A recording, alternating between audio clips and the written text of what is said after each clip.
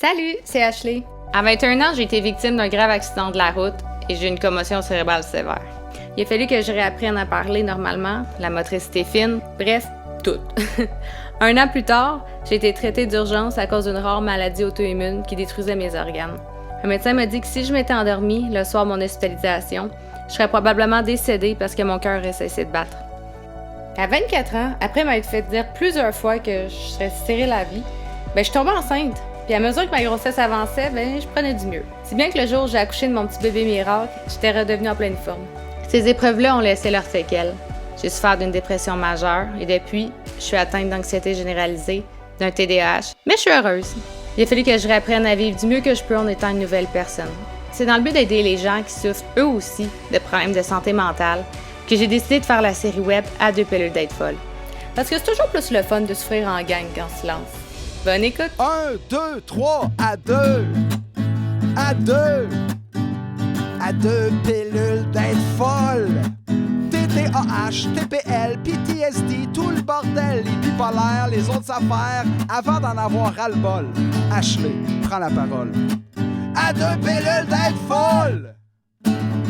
Salut! Merci d'écouter À deux pilules d'être folle. Merci aussi à notre commanditaire Comeback Skateboard.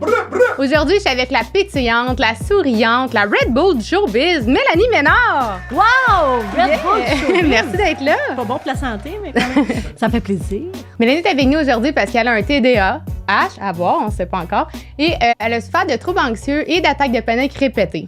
J'oublie-tu quelque chose? Non, je pense que c'est tout pour la tête. Ouais, OK. Ouais, tu peux descendre sur le corps, tu vas trouver d'autres choses, mais la tête, c'est pas mal ça. Toi, t'es né Ange Gardien le 5 octobre 1971, ce qui veut dire que demain, t'as 51 ans. Tu Bonne m'envoies fête! tout ça d'en face, c'est bon, parce que j'ai tout averti mon entourage. J'ai dit, Bonne OK. fête, Mélanie! Hey, ça, c'est fin, par exemple, parce que j'ai vu qu'il y avait des Reese. Puis c'est comme mon chocolat préféré. Yeah! Tabarnak, il est Mais- gros en plus. Mais fais un vœu! Vous les avez joufflus? Oh mon Dieu. Les élections, c'était hier. Ça sert à rien de revenir là-dessus. OK. Je les paie. Yeah! Parfait. Quand tu auras une question malaisante, je vais prendre une bouchée. C'est bon, deal. OK. Si je mange la chandelle, ça veut dire que je suis vraiment malade. Bon, première question, c'est comment d'être une belle vieille? What? Hey, je trouve ça dur, pour vrai. Non, mais c'est vrai, à partir de 50, même, j'ai dit à mon chum, tu sais, l'année passée, c'est beau, on fête ça, là, la quinquagénaire, c'est cute. Ah, tu fais pas ton âge. Mais après 50, on dirait que je comprends les femmes qui ne le disent pas. Parce que j'ai l'impression que ça stigmatise. Ça fait une espèce d'étiquette de OK, non, elle est l'autre bord. Tu sais, je le sais que je suis l'autre bord, là, je le vois, je me fais plus cruiser et tout. Mais de le dire Tu te fais en pas plus. cruiser parce que t'es en couple? Oui, mais j'étais quand même une moyenne charrue. Ça m'a pas. Ben non, c'est pas vrai. C'est pas vrai. C'est mon mot de prédilection, charrue. Je sais pas pourquoi, puis je trouve qu'il passe bien dans les podcasts. Mais non, mais quand même, tu le sens quand tu débarques. Toi, tu vois pas, t'es une petite jeunesse, Ashley, mais quand tu débarques du marché de la viande, c'est correct, c'est formidable, mais de la crouse dans l'œil, tu t'en aperçois. Mais quoi que j'ai encore quelques courriels douteux de gens qui m'écrivent, puis que je vais voir leurs photos, puis je fais comment tu peux penser que tu as même une chance? Ouais. Tu sais, des fois, il y a des gens qui font ah, t'es-tu célibataire? Parce que mon chum refuse la vie publique, puis c'est tout à son honneur. Mais c'est un peu, tu vois. Fait que oui, je pogne encore, mais certainement pas dans la catégorie que je voudrais. En tout cas, regarde, je vais te le dire, là. T'es très belle. Ah, t'es fine. Tu fais pas ton T'es très âge. fine de me dire ça en début d'entrevue pour que je reste souriante. pour Non, le non, reste. c'est vrai, c'est vrai.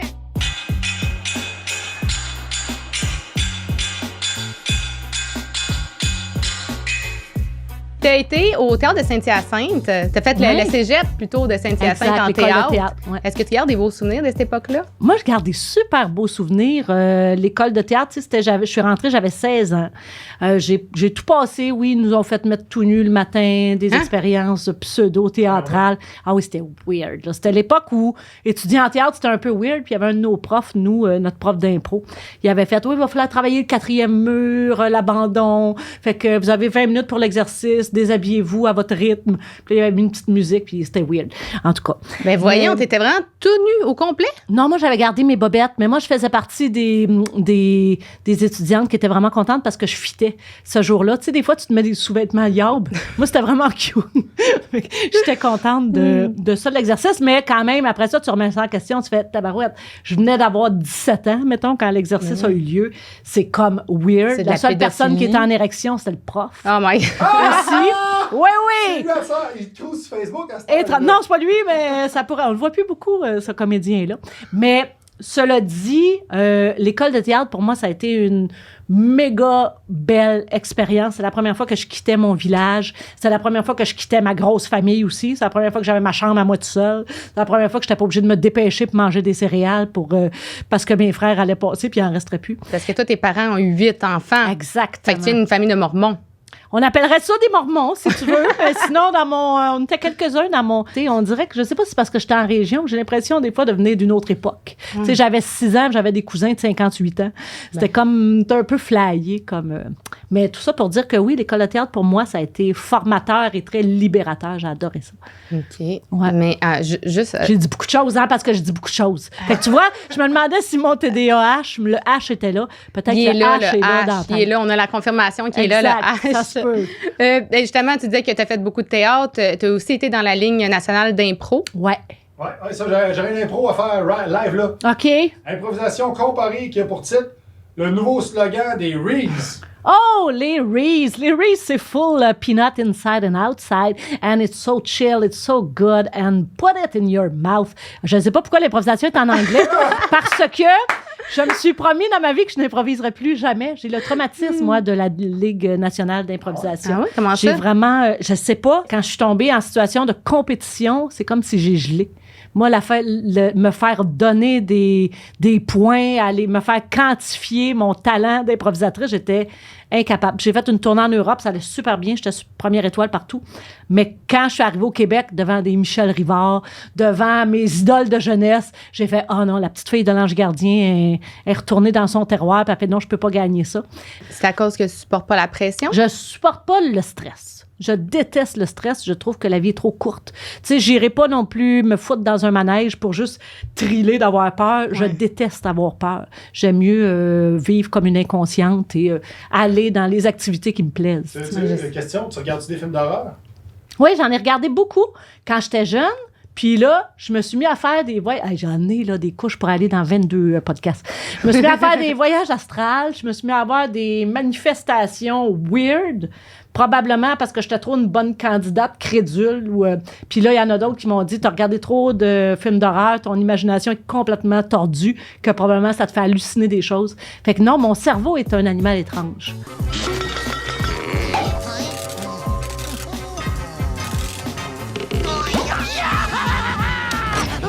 Des voyages astrales, là, est-ce que c'est comme quand, mettons, tu dors puis tu sens que tu tombes puis que... Non, moi, je tombais pas. C'était vraiment... Je dormais, puis... Ah, ça, c'est weird. Je dormais, puis c'est comme si j'entendais crier dans mes... Ça me criait trop intensément, puis je savais qu'il fallait que je quitte mon corps. Fait que là, je pouvais sortir, aller voir qu'est-ce qui jouait à la TV, revenir, me revirer de bord, mais je voyais, je dormais avec ma sœur à l'époque. Ma sœur, elle capotait que je fasse ça. Je passais à travers ma sœur, puis j'étais vraiment capable d'aller valider des choses que je m'étais promenée dans la maison. C'est très weird. J'en parle très peu, puis surtout pas publiquement. T'avais pas peur de t'endormir le soir? Ben oui, j'avais peur, parce que j'avais l'impression que je pouvais pas revenir dans mon corps. Ça me faisait... Non, ça me terrorisait.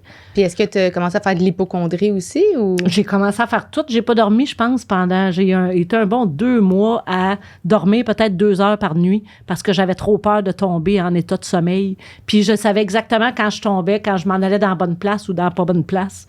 Puis là, dans la pas bonne place, t'es comme semi-conscient. Puis il faut... Puis c'est drôle, puis je le fais encore peut-être 1 fois par année ou 2 fois par année que ça m'arrive, mais un bout de temps, ça m'arrivait vraiment souvent. Puis il faut que mon corps bouge pour que je revienne. Parce que je sais que dans ma tête, je suis pas à bonne place. Okay. Je suis pas partie d'un rêve. Voyons, je pensais pas venir parler de ça le matin. Mais, puis là, quand je suis couchée, je vais me mettre à faire... Je vais faire des bruits pour que mon chum... C'est pour ça que je ne pourrais jamais être célibataire de ma vie non plus. Pour que mon chum me bouge. OK. Puis comme ça, là, je reviens, puis là, je fais « Ah! J'étais mal endormie. J'étais dans la mauvaise track. Ouais. Mais ça m'interpelle parce que quand j'étais jeune, moi, on m'a dit que c'était des voyages astrales que je faisais. Je faisais beaucoup d'anxiété quand j'étais jeune, puis j'ai beaucoup de somnambulisme aussi. Mais moi, comment que je ressentais, c'est que mon corps tombait, puis je sentais vraiment que je tombais dans le vide. OK. Puis je me sentais partir. OK. Puis j'en ai parlé avec un médecin, puis j'étais là, j'arrivais pas à dormir, je faisais de l'insomnie.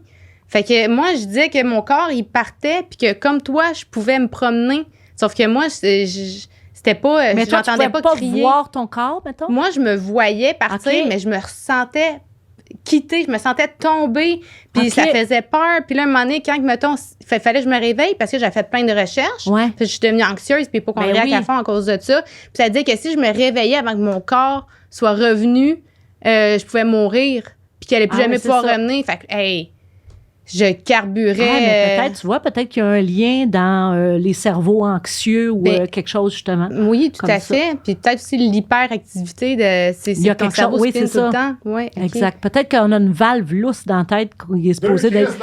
Exact, c'est ça. C'est ça deux pilules d'être folle, c'est ça. À 2 folles d'avoir besoin de pilules. C'est ça le nouveau titre. Ah non, mais c'est fou. Est-ce que quand tu as commencé une galaxie près de chez vous, est-ce que tu faisais déjà beaucoup d'anxiété? Je pense pas. Je pense pas que je faisais de l'anxiété, mais en même temps, c'est très étrange pour moi, ce chemin-là, parce que j'ai toujours eu une faible estime de moi, mais au tapis, là, vraiment, tu vaux rien. J'étais pas capable de comprendre des règles de base d'un jeu de société. Des fois, ça m'échappait. Puis d'un autre côté, il y avait une gang de profs qui faisaient « Mon Dieu, qu'elle est brillante, elle travaille pas, elle est brillante. » Mais tout ce qui était rationnel, tout ce qui était les mathématiques, je pense, tu sais, je le dis souvent quand on me parle de TDA, je pense que j'étais en 5e année quand j'ai compris la notion d'emprunter chez le voisin.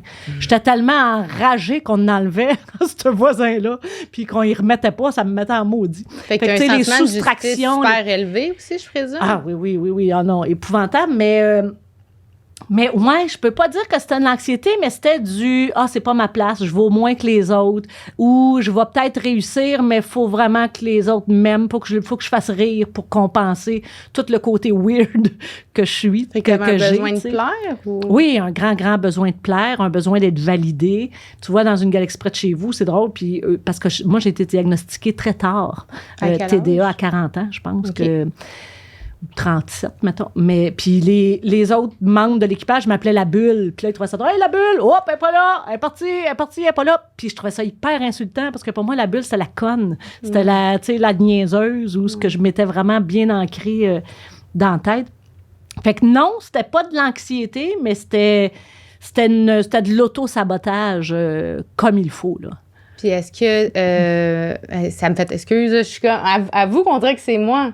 Ouais. Ça me fait capoter. Je suis belle. Ah bon. Oui, t'es belle. Mais non, mais ton parcours de qu'est-ce que tu me parles, est-ce que tu as déjà pensé de faire diagnostiquer à savoir si tu n'avais pas un peu de douance?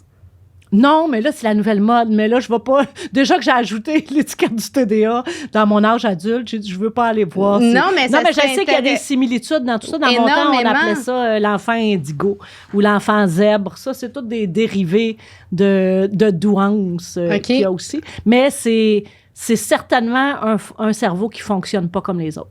Ça, c'est clair. Qui est pas dans la norme. Mais est-ce que tu es capable, mettons, je te dis feuille, est-ce que tu vas penser en arborescence, que tu vas dire feuille, arbre? Oui, j'ai la pensée arborescente, ça a été diagnostiqué, prouvé, ouais. OK. Ouais. Puis quand tu disais tantôt que tu as une faible estime de toi, t'as tellement l'air d'une fille qui a de l'assurance. Oui, mais je l'ai tellement travaillé, puis de jouer du coude parce que j'étais la plus jeune, j'avais 7 ans de différence en plus avec l'autre avant moi. Fait que, tu sais, tout me destinait à essayer de faire ma place. Fait que ma confiance en moi ou mon impression de confiance en moi est beaucoup arrivée dans cette volonté-là de faire une place, de me faire une place, tu sais, de me faire entendre. On va reparler un peu d'anxiété aussi. Est-ce que quand t'en faisais, tu dis aussi que tu faisais des attaques de panique répétées? Ouais. C'est quoi la différence? Mais ça aussi, c'est arrivé très tard dans ma vie, l'anxiété. Puis, écoute, c'est arrivé... les premières que j'ai faites, je ne savais pas que c'était ça parce que j'ai eu des gros problèmes de santé. J'avais le ventre barré, plus de respiration, des crises cardiaques. J'en ai fait là, 1 puis 2, mais dont 2 quand même qui m'ont mené à l'hôpital, puis de faire toute la batterie de tests. Puis tu vois, mon médecin maintenant a dit « Ah, tu t'es payé un petit trip pour te faire assurer. Ils t'ont passé dans toutes les machines, un petit tour de machine pour te faire assurer. Mais ce qui arrive avec les crises d'anxiété, c'est que c'est vraiment physique. Puis t'es persuadé que c'est vrai, t'as les vrais symptômes. Sauf que la machinerie est pas capable de venir te prouver que t'as ça, mais ton cerveau, c'est la même chose que si c'était une crise de panique. Puis la première que j'ai fait, J'animais 2 filles le matin, tu vois, puis c'était un retour de saison, un début de saison, tout allait bien. J'étais en plein contrôle de mes moyens, en plein meeting. Je me suis mis à avoir mal au ventre, mais mal à ce que l'équipe m'a immobilisée, m'a emmené à l'hôpital faire tous les tests. Puis finalement, j'avais rien. Puis la deuxième que j'ai fait, encore la même affaire, j'étais à la radio, mal au bras engourdi, commence à chercher mes mots, commence à avoir flou. Parce que les hypochondriaques et les crises de panique, à un moment donné, on connaît bien qu'est-ce que le corps sait, qu'est-ce qu'il faut qu'il fasse pour se faire prendre au sérieux. Fait que c'est la deuxième fois que j'en ai fait une, mais les 2 fois, il a fallu que je me fasse dire après que c'était des crises de panique parce que moi, j'étais sûre que j'avais un mal non diagnostiqué, tu sais. Puis est-ce que tu as eu une médication après? Non, j'ai pas eu de médication, mais je suis allée faire ça s'appelle un traitement, comment ça s'appelle? REM, Rapid Eye Movement. Okay. C'est un peu sous forme d'hypnose, puis ils te font suivre un objet lumineux. Puis là, quand toutes les thérapies, j'ai fait souvent des thérapies aussi pour venir à bout du manque d'estime, tout ça. Comme je te dis, hey, tout est mélangé. Tu remettras ça en ordre, OK, au montage. Non, mais même les thérapies pour l'estime, le manque d'estime en soi, moi, j'aimerais ça en faire une. Mais tu vois, en même temps, je me dis, si j'avais été diagnostiquée TDAH plus tôt, peut-être que je me serais sauvée bien des thérapies. Parce que une grosse partie de mon manque d'estime de moi venait au fait que je n'étais pas capable d'arriver en même temps que les autres ou que je comprenais pas la même affaire que les autres, tu sais. Ce qui m'a donné un peu le pseudonyme de conne ou niaiseuse, puis c'est drôle. Ah non, je te fais un autre aparté. Non, mais j'ai joué dans la caméra café, puis j'ai lâché très rapidement, puis c'était un rôle qui m'allait super bien. Puis je pense que j'étais vraiment bonne, mais je faisais la niaiseuse. Puis dans Une galaxie près de chez vous, je faisais la niaiseuse aussi. Fait que c'est probablement pour ça, parce que les gens commençaient à me dire « Hey, c'est toi la niaiseuse, je te m'asside! » Pour moi, c'était tellement fort comme colibet, tu sais, ça se voulait gentil, mais moi, ça venait résonner quelque chose de tellement douloureux pour moi, de comment je me considérais moi-même, que probablement que c'est ça qui a mis fin à ma carrière d'actrice aussi, puis je suis allée plus vers l'animation pour prouver que je suis capable d'être intelligente, puis je suis capable de réagir sur différents sujets, tu sais. Fait que, je me rappelle plus ton affaire. Mais, oui, c'est ça. Fait que, mais c'est ça. Fait que, oui, j'étais allée faire des thérapies pour mon manque d'estime de moi parce que ça occasionne plein d'affaires. C'est manque de confiance en soi amoureusement, avoir toujours l'impression que tu vas te faire quitter, avoir l'impression tout le temps que tout le monde est plus beau, plus belle, plus intelligent que toi. Hein? Je suis en train de faire un petit miroir. Mais, pour vrai, j'ai l'impression que je suis toi, là. Ça me fait peur. Je t'écoute parler, je suis comme, OK, on est identiques en ce moment. Là, mais... C'est ça. Ça veut dire qu'on doit avoir... Il doit avoir ce chemin-là doit être plus similaire qu'on pense alors qu'on se sent seul au monde. Je me suis aperçue que j'étais TDA parce que j'interrompais le monde. Mais il faut savoir que je m'interromps bien plus souvent moi-même que j'interromps. Est-ce que tu t'engueules avec toi-même? Oui, je suis capable de switcher d'idées. Mais dans les meetings, à 2 filles le matin, particulièrement, j'ai remarqué que je coupais la parole, que je parlais fort. On m'a même parodié au bye-bye comme étant cette personne-là. Puis je trouvais ça dégueulasse. Qu'est-ce que ça envoyait de moi? Puis là, je me disais, OK, mais c'est normal. Je viens d'une grosse famille. J'ai eu à prendre ma place. J'ai eu à mettre mon point. Mais au-delà de ça, j'ai fait passer des tests à mon enfant Rosalie quand elle avait à peu près 7 ans parce que je trouvais qu'elle avait, elle aussi, ça n'existait pas, le cerveau arborescent dans ce temps-là, la pensée arborescente, mais je trouvais qu'elle avait vraiment tous les signes de déficit d'attention. Puis, en lui faisant passer le test, en le faisant par-dessus son épaule, c'est là que j'ai vu que moi aussi, j'en faisais un. Et là, oui, je me suis tournée vers la médication. J'ai tout essayé. Vivance, je me reconnaissais plus, j'ai complètement perdu mon empathie. Pour moi, Vivance a été épouvantable comme molécule. J'ai trouvé ça formidable professionnellement. Oui. J'étais vraiment performante, mais point de vue de l'empathie, c'est ça qui m'a tuée. J'ai essayé le Ritalin, ça n'a pas marché avec moi non plus. Puis là, je suis le Concerta, puis ça a fait comme j'ai vraiment eu l'impression qu'on ajustait ma vue, là. J'ai fait comme OK, là, j'ai vraiment la paire de lunettes qu'il me faut pour voir clairement sans devenir un monstre, sans... Puis est-ce que tu voyais un lien, justement, quand tu changeais de molécule? Ah, oui. Est-ce qu'il y en a un qui allait plus t'assommer puis d'autres qui allaient te rendre plus agressive? Ou c'était juste... pas tant l'agressivité, mais moi, c'était vraiment l'empathie que ça m'a troublée de voir à quel point j'étais devenue quelqu'un d'autre. C'était probablement que j'aurais voté la CAQ là-dessus. Puis tantôt, tu disais que ta fille Rosalie, justement, elle avait probablement un TDA comme toi, que c'est à cause d'un peu des tests que tu as découvert découvert que toi, t'en avais. Elle a un petit côté hippie aussi. Ben, elle a un gros côté hippie. Est-ce que ça vient de toi? Non, moi, je m'épile. Non, mais c'est très propre à sa génération et son univers d'être un peu... tu sais, moi, je vois ça plus revendicatrice que hippie, très militante, très l'impression d'embrasser sa société et de vouloir en faire partie. Non, je trouve ça très beau, mais non, au contraire, je suis un petit peu plus conventionnelle que Rosalie, mais j'accueille tout ça. Moi, je trouve qu'elle me fait évoluer et elle me garde dans le coup. Puis t'as aussi un gars, Louis Thomas, c'est un rappeur qu'on a vu en direct de l'univers, aux côtés de Fouki, Claudia Bouvette, Marie-Mé. Oui. Lui, est-ce qu'il est un peu comme toi aussi?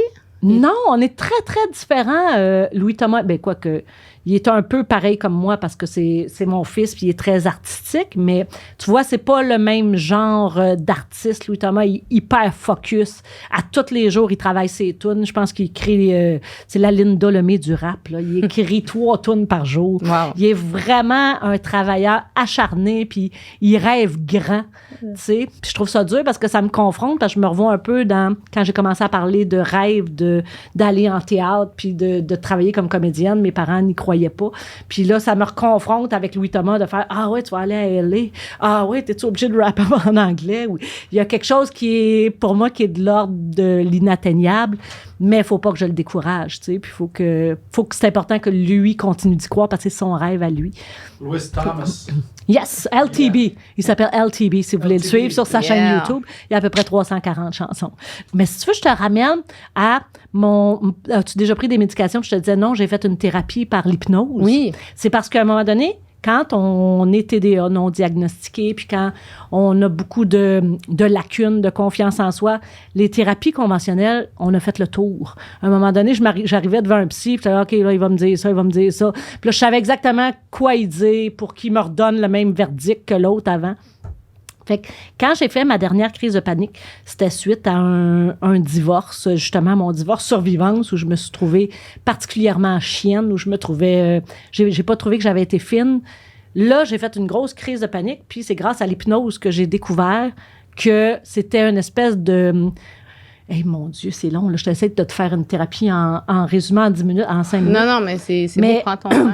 Parce que elle, dans le REM, donc Rapid Eye Movement, c'est l'école de pensée selon laquelle ton cerveau enregistre des choses depuis que tu es né. C'est une thérapie qu'ils ont sorti pour surtout ceux qui avaient fait l'armée, ceux qui avaient des traumatismes de guerre. Ouais. Des chocs post-traumatiques, exactement, que tu n'es pas capable de rationaliser, puis tu n'es pas capable de savoir pourquoi dans ton cerveau, ça a fait un glitch, là, pourquoi tu as fermé ça. Fait qu'avec cette thérapie-là, écoute, j'ai eu 3 séances. Puis, elle retourne dans ton inconscient, puis avec tu sais, c'est toi-même qui guide la thérapie de faire, OK, je t'emmène les yeux là, dis un mot, elle te met dans un état de semi-hypnose, puis c'est toi-même qui va, elle t'arrête dans les zones où tu es inconfortable. Puis là, elle te parle pendant ton inconfort. Puis c'est très weird parce que quand j'ai fait cette thérapie-là, après ça, pendant des semaines, je faisais des rêves de trucs de mon enfance dont je n'avais aucun espèce de souvenir. Tu sais, genre la couleur de mon premier tricycle, là, que je peux pas me rappeler de ça. Puis je me vois sur mon tricycle qui fonce vers la rue. Mon frère qui vient m'enlever. Des niaiseries de même, là. C'est loin de la guerre en Irak. Mais c'est vraiment des trucs dans mon cerveau qui ont été emmagasinés. Puis où est-ce que j'ai ouvert des portes, où j'ai refait des liens qui sont pas supposés d'être là. Puis après, quand j'ai fait ce constat-là, ça m'a popé dans la tête. Puis là, j'ai fait, OK, c'est la petite poffine que tu as essayé de devenir quelque chose d'autre, parce que, tu sais, j'étais la petite niaiseuse quand j'étais jeune. Fait que cette petite niaiseuse-là, t'es allée prouver encore au monde en divorçant puis en étant aussi pas fine avec ton mari, en faisant éclater ta famille. C'est elle qui est revenue. C'est cette petite enfant-là que les espèces de mauvais liens là, de quand j'étais petite, quand je me suis fait traiter de niaiseuse à outrance peut-être, alors que j'étais vraiment à l'âge où on devait juste me faire « Hey, c'est le fun que t'existes. Mm-hmm. » Ben, c'est toutes ces petites portes-là, des petites connexions mauvaises qui avaient été faites puis que j'ai probablement réalimentées à mon insu en étant la poffine du divorce. Puis, tu sais, c'est difficile aussi je venais de me marier, ça faisait 8 mois que j'étais mariée. Puis, j'ai fait éclater ma famille. Ma fille m'a pas parlé pendant 2 semaines. Écoute, ça a été une période terrible dans comment j'ai vécu ce drame-là, que j'ai moi-même cherché. Là, j'ai vraiment fait... Mais tu t'es mariée pendant 8 mois, puis après, tu t'es séparée? Je me suis mariée, puis 8 mois après, j'ai tout fait revoler comme si je n'étais pas à la bonne place, ou comme si... C'est comme si la petite poffine est revenue. Mais puis est-ce que tu penses qu'il peut avoir un lien avec le fait que tu voulais comme faire de l'auto-sabotage, peut-être? Quand tu arrivais trop à être heureuse, il y avait quoi qui n'allait pas? Non, mais ça a été... Oui. Puis après ça, là, c'est des mécanismes de couches de cerveau qui n'en finiraient plus. Mais j'ai pu vraiment faire le lien de... Quand j'ai recommencé à faire des crises de panique, c'est mon corps qui a disjoncté de... Je m'enlevais un privilège parce que mes crises de panique, qu'est-ce que je t'ai pas dit non plus, j'étais plus capable d'aller sur scène. J'étais plus capable de faire un show de télé. Aussitôt que j'arrivais en coulisses, j'étais étourdie. Puis là, j'avais l'impression que j'allais tomber dans les pommes. Tu sais, j'animais le gala Célébration en direct. Puis j'étais couchée en boule en coulisses, puis c'est Joël Legendre qui me recrinquait pour dire « Non, t'es capable, c'est dans ta tête, ça va passer. » Parce que c'est important aussi, quand quelqu'un fait des crises de panique, c'est niaiseux, mais parce que maintenant, je le sens, je le sais quand elles arrivent, parce que j'ai pu les identifier. Puis c'est important de le dire à quelqu'un autour de toi, de faire « Ça se peut que je sois dans une crise de panique. » Fait que cette personne-là, en le sachant, elle peut juste venir te ramener ou te prendre dans ses bras puis te regrounder sur qu'est-ce que tu es en train de faire. Fait que mon auto-sabotage, moi, c'était tu es trop une petite conne, tu es trop une petite poffine, tu n'as pas le droit de faire de la télé, tu ne jouiras pas de ce privilège-là de te faire admirer par des milliers de personnes alors qu'on sait que tu es une petite niaiseuse. Fait que c'est tout ça que j'ai fait dans mes 3 séances de thérapie. Dans toi qui te rabaissait puis qui disait que tu y arrivais pas. Oui, mais c'était mon inconscient. C'était mon inconscient. Puis tu vois, il a fallu que je fasse ce chemin-là, d'aller voir, voyons, Colin, qu'est-ce que ça a rapport? Ça va tellement bien. J'ai réussi, en quelque sorte. Mon divorce, c'est derrière moi, cette histoire-là. Oui. Pourquoi ça revient, tu sais? Fait que c'est fort, quand même. Un cerveau mal construit, c'est assez étrange. Comment ça combien de temps après le divorce? Que j'ai fait des crises de panique? Ouais. Écoute, je pense que c'était 6 mois, 6-7 mois. 6-7 mois après avoir fait tout revoler, puis, tu sais, médiatiquement, il fallait que je dise, hey, vous en rappelez, la une du séjour en Italie, c'était de la merde, finalement. Finalement, je l'ai laissé. Puis, tu sais, puis on avait j'avais fait des émissions sur la famille reconstituée, puis je croyais donc à la famille reconstituée, puis j'ai tout fait revoler. Mes belles-filles me parlaient plus. Ça a été extrêmement douloureux. Mon fils avait 8 ans. Puis j'avais jamais été dans autant un tourbillon de violence. Tu sais, j'ai toujours été, puis pas violence physique, mais j'ai toujours été très en contrôle de ma vie, très en contrôle de mon image, de ce que je projette, devant les enfants. Mais là, on dirait que tout a revolé. C'était vraiment comme une espèce de... Puis tu t'es sentie perdue vu que là, pour la première fois, tu avais comme plus de contrôle sur rien. Oui, exactement, mais ça a été vraiment un geste plus fort que moi. Je dis toujours, c'est comme s'il y a une pépine qui est venue m'enlever, de dire « Hey, t'as rien à voir là, c'est pas là que tu vas. » Est-ce que quand tu étais jeune, je sais que toi, tu as commencé à avoir un journal intime, que tu as commencé à écrire dedans à 13 ans, puis tu n'as jamais arrêté d'écrire dedans. Jamais arrêté. Il y a combien de pages, coudonc? C'est des cahiers, c'est devenu plein de cahiers. Au début, c'était un journal intime. Annie, là, la petite orpheline, on m'avait donné ça, qui se barrait. Mais jusqu'à... Je trouve ça drôle parce que j'ai gardé le même depuis... Ben, je l'ai gardé encore à 13 ans, mais après ça, c'est devenu des cahiers noirs. Je sais pas qu'est-ce qu'on va faire avec ces cahiers-là un jour. Est-ce qu'aujourd'hui, comme mettons, tu revois la Mélanie Ménard de cette époque-là, est-ce que tu sens que tu es encore cette fille-là ou est-ce que tu sens que tu as évolué? C'est drôle parce que je trouve qu'en vieillissant, on dirait que je ressemble davantage à l'adolescente que j'étais qu'à la femme adulte. Parce que la femme adulte, elle a essayé de rentrer dans un moule, elle a essayé de se conformer, elle a essayé de rentrer dans où est-ce que la société veut qu'elle soit. Alors que, tu sais, adolescente, j'étais très rebelle, j'étais toujours chez le directeur, j'avais un abonnement. Le directeur faisait comme, oh, pas encore, toi. Tu sais, c'était comme devenu un running gag. Mais je trouve qu'en vieillissant, peut-être avec la liberté qu'on se donne, avec je l'ai faite, ma carrière, là, c'est-tu si grave que ça? On dirait que je reviens plus vers qui j'étais adolescente. Puis est-ce qu'au fil des années, est-ce que tu avais un sentiment que tu étais un peu un imposteur dans ta vie? Vu que tu disais que tu essayais de rentrer dans un moule, de te conformer, puis tu vieillissais, est-ce que tu as un sentiment d'imposteur? Non, c'était pas un sentiment d'imposteur, c'était vraiment un sentiment de différence. De différence marquée. Tu vois qu'on parlait de Rosalie. Peut-être que Rosalie, elle épouse ces différences. Tu sais, ah non, regarde, moi, j'ai envie d'aller dans ce gang-là, puis elle y va, puis à fond la caisse, puis j'ai envie de revendiquer ça, puis elle revendique. Moi, c'était plus de, OK, mais je vais apprendre à me taire. Okay. Je vais apprendre à me polir. Je vais apprendre à... Puis je pense que ceci explique cela. Peut-être que j'ai tellement forcé pour rentrer dans ça que, ben, à 40 ans, tu fais tout revoler ta vie au complet, puis tu fais comme, je peux-tu m'appartenir, je peux-tu me posséder moi-même, tu sais. Puis que tu fais fi du regard des autres, parce que le regard des autres a tellement été important pour moi. Puis est-ce qu'aujourd'hui, tu sens que tu es à ta place? Est-ce que tu peux dire que tu es heureuse? Ah oui, vraiment. Non, vraiment, pour vrai, oui, puis ça a l'air... Puis pas toujours. Là. C'est sûr que j'ai des journées, je suis très bonne pour motiver les troupes, mais il y a des fois on tombe lucide puis on fait tabarnak, ça sert à rien. Ça sert tellement à rien, tout ça. J'ai vraiment des moments là, que je fais comme OK, on va faire assembler encore aujourd'hui, mais parce que je le sais aussi, j'ai comme porté le costume de clown et je fais du bien aux gens parce que je suis de bonne humeur puis je dégage quelque chose de positif. Fait que c'est comme le mandat que j'ai accepté.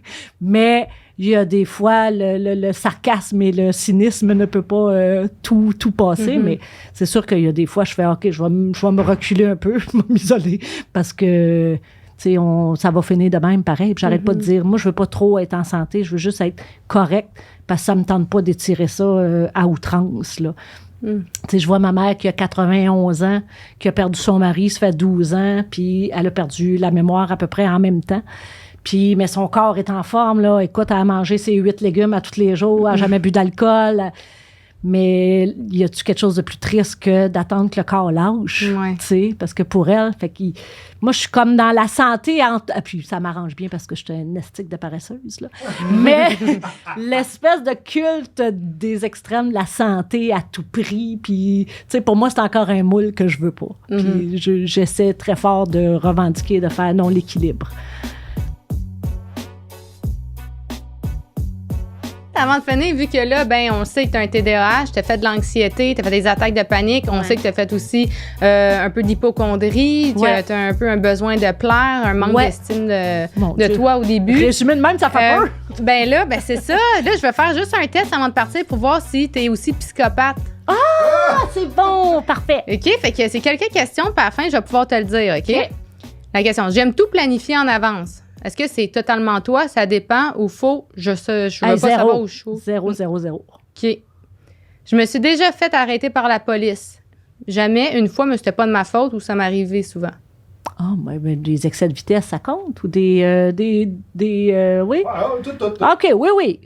Bon, tu fais exprès que je sois psychopathe. Ben non, mais écoute, je l'ai faite. Moi, j'ai été 200% psychopathe. Là. OK. Puis pourtant, OK, je me considère pas comme une psychopathe. Oui. Yeah, right.